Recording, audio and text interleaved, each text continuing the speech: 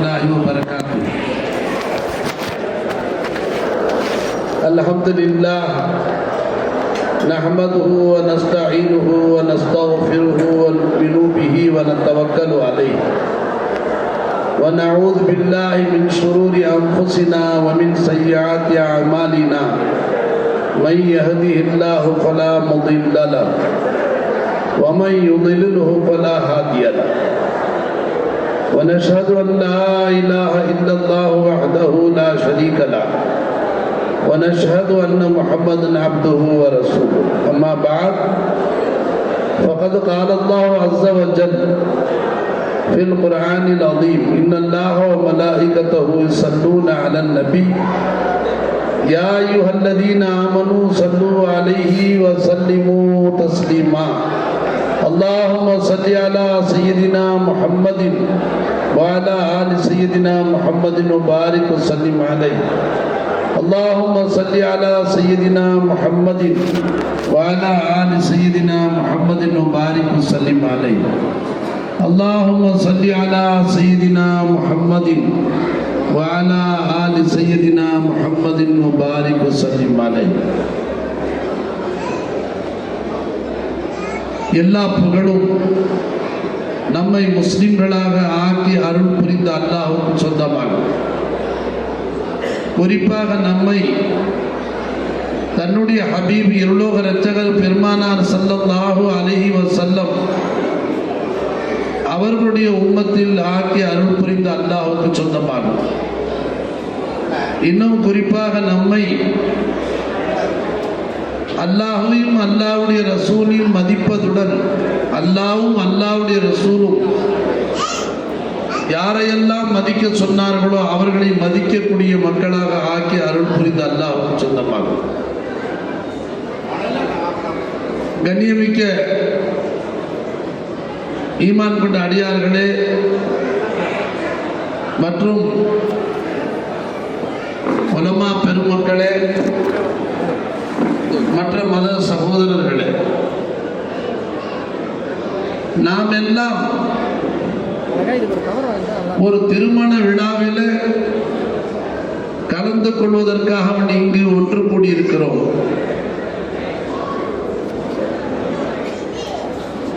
இந்த விழாவில் கலந்து கொள்ள வந்த நமக்கு எதை பற்றியும் கவலை இல்லை, எதை பற்றியும் நமக்கு சிந்திக்க வேண்டிய அவசியங்கள் இல்லை. ஒரே சிந்தனை, ஒரே கவலை, அழைத்தவருடைய அழைப்பை ஏற்று நாம் வர வேண்டும் என்று நம்முடைய எண்ணத்தில் இருந்ததன்படி நாம் இங்கு வந்துவிட்டோம்.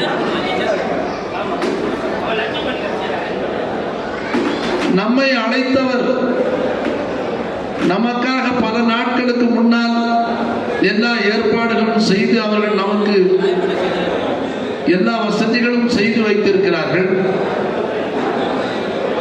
அந்த கவலை சிரமங்கள் அவர்கள் எடுத்துக்கொண்டார்கள். நமக்கு அழைக்கப்பட்ட நமக்கு இல்லை, அழைத்தவர்களுக்கு அது உண்டு.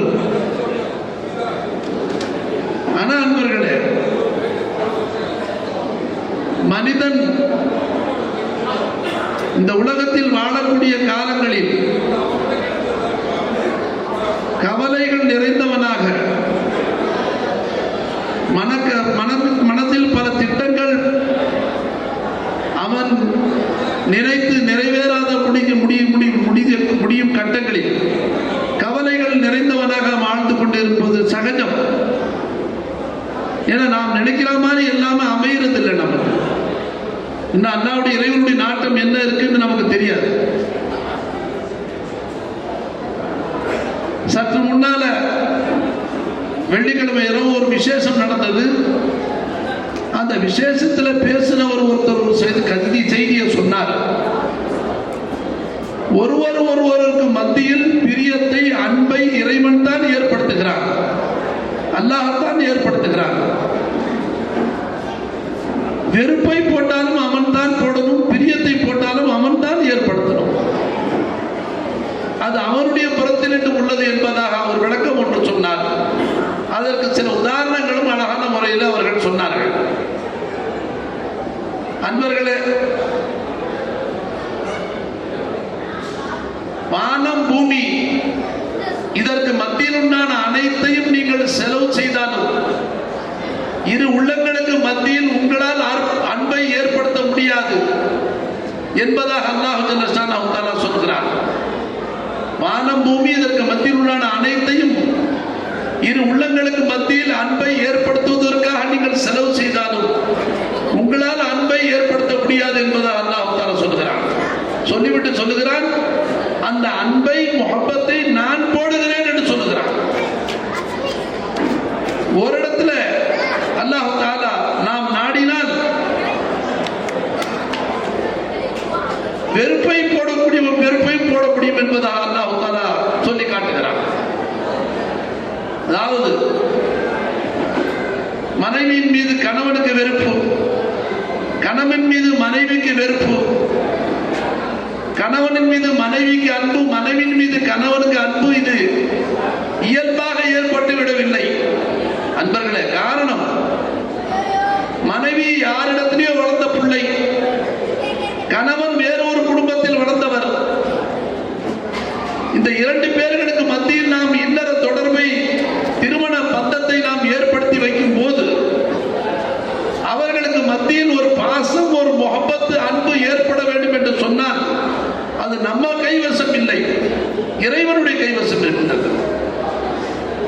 அது அல்லாஹ் சொல்லி காட்டுகிறான். வானம் பூமி இதற்கு மத்தியில் உண்டான அனைத்தையும் நீங்கள் செலவு செய்தாலும் இரு உள்ளங்களுக்கு மத்தியில் முஹப்பத்தை உங்களால் ஏற்படுத்த முடியாது என்பதாக சொல்கிறார். அன்பர்கள், அவர் சொல்லிவிட்டு ஒரு வரலாறு சொன்னார். சமீப காலமாக அவர் ஒரு செய்தியை பார்த்ததாக சொன்னார். ஒரு பெண் வறுமையின் காரணமாக தன்னுடைய 3 குழந்தைகளையும் கிணத்திலே தள்ளிவிட்டு அது துடிதுடித்து இறப்பதை தான் பார்த்து கடைசியாக தான் குதிக்க இருந்த அந்த பெண் தண்ணீரில் குதிக்காமல் மேலே உட்கார்ந்து கொண்டான். மக்கள் எல்லாம் அவரிடம் கேட்கும் போது, அந்த குழந்தைகள் துடிப்பதை நான் பார்த்தேன், அது போன்றுதானே என்னுடைய உயிரும் பிரியும் என்று நினைத்து நான் குதிக்க மனம் வரவில்லை என்பதாக சொல்லுகிறார். ஒரு தாய் தன் பிள்ளையின் மீது எவ்வளவு பாசமாக இருந்திருப்பாள். அந்த பாசத்துக்குரிய தாயுடைய உள்ளத்தில் அந்த குழந்தைகளை பற்றி வெறுப்பை போட்டது யார்? எப்படி அந்த வெறுப்பு ஏற்பட்டுச்சு? அப்ப அந்த வெறுப்புடைய உச்சகட்டம் எதுவரை ஆயிடுச்சுன்னு சொன்னா, தன் உயிரை உயர்வாக நினைத்தால் பிள்ளையுடைய உயிரை துச்சமாக அவள் மதித்தாள். நான் அந்த குதிக்கவில்லை தண்ணீரிலே, தன்னுடைய உயிரை பாதுகாத்துக் கொண்டாள். அன்பர்களே, இப்படி இந்த செய்தியை நம்ம பார்க்கும்போது அப்ப பிரியம், அன்பு என்பது நம்ம கையில இல்லை, அது அல்லாஹ்வுடைய கையில. அன்பர்களே, அல்லாஹ் சொல்லி காட்டுகிறான், மனைவியை அல்லது குழந்தைகளின் சிலரை, மனைமார்களின் சிலரை உங்களுக்கு நான் விரோதியாக ஆக்கி விடுவேன் என்பதாக அல்லாஹ் சொல்கிறான் திருமறை. பிள்ளை நம்மளை பாசமாக பார்ப்பான் என்று நினைக்கிறோம். எத்தனையோ பெற்றோர்கள் பிள்ளைகள் பராமரிப்பதற்கு பொறுப்பு ஏற்றுக்கொள்ளாமல் அவர்கள் அவதிப்படக்கூடிய நிலைகளில் நாம் காணுகிறோம். எத்தனையோ பிள்ளைகள் தகப்பனிருந்து கண்டுகொள்ளாமல் அவர்கள் கவலைப்படுவதையும் நாம் பார்க்கிறோம். ஆக இரு உள்ளங்களுக்கு மத்தியில் நேசத்தை, அன்பை அல்லாஹ் ஏற்படுத்துகிறான் என்பது நாம் திட்டமாக தெரிந்து கொள்ள வேண்டும். அன்பர்களே, இப்ப திருமணம் ஆக இருக்கக்கூடியவர், மணாளன் மணாளி இருவர்களுக்கு மத்தியில் முஹப்பத்தை ஏற்படுத்துவதற்கு ஆலிம் உலமாக்கள் செய்யக்கூடிய துஆவுக்கு நாம் ஆமீன் சொல்ல காத்திருக்கிறோம். இந்த முஹப்பத் நீடோடு இருக்க வேண்டும். அவர்கள் வாழ்நாள் பூராவும் ஜீவிய காலமெல்லாம் அவர்கள் மனை மக்களாக வாழக்கூடிய காலமெல்லாம் இருக்க வேண்டும் என்பதுதான் நம்முடைய ஆசை. அந்த ஆசையை நிறைவேற்றுறது அல்லாஹ் நிறைவேற்றி வைக்கணும். கருணை கடனாளன் அல்லாஹ் அவனை மறந்து நாம் வாழும்போது, அவனை உதாசீனப்படுத்தி நாம் வாழும்போது நமக்கு வாழ்க்கையில சோதனைகள் கட்டாயம் வருவதற்கு வாய்ப்புகள் இருக்கிறது. அவன் என்ன சொல்றான்? அல்லாஹ் தஆலா எல்லா கட்டங்களிலும் எல்லா நேரங்களிலும் என் அடிமை